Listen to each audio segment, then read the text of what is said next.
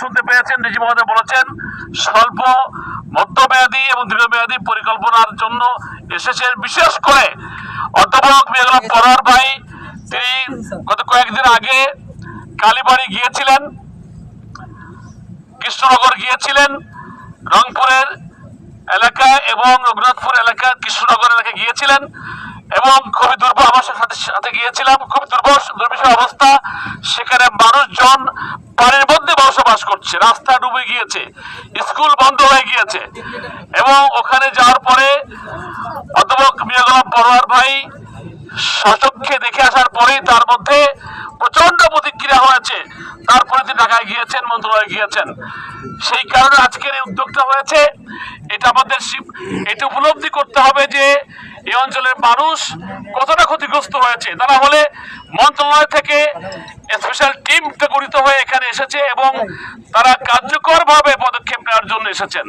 এবং আমার মনে হয় ডিজি মহোদয় যে কথা বলেছেন, এই গেট থেকে পানিটা পর্যায়ক্রমে ছাড়তে ছাড়তে এই পানিটা শেষ হবে এবং দুই প্রান্তে দুই পাশের জনবসতি যাতে ডুবে না যায়, পানিতে প্লাবিত না হয়, সেটাকে সামনে নিয়ে কিন্তু তারা কাজ করবেন।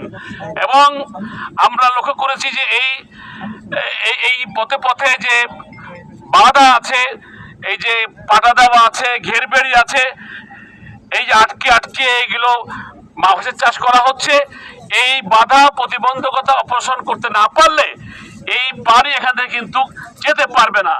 বাধার কারণেই পানি গেট ছেড়ে দিলে পানি প্লাবিত হবে, দুই দিকের মানুষ প্লাবিত হয়ে যাবে।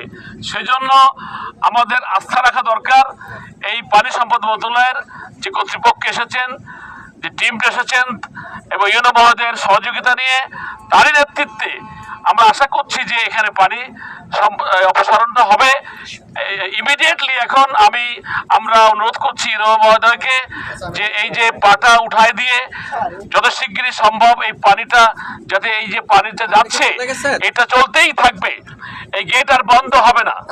স্বল্পভাবে হলো পানিটা এখানে চলতে থাকবে এবং পাটা অপসারণ করে আমরা এখনই আহ্বান করছি ইউনো মহোদয়ের নেতৃত্বে।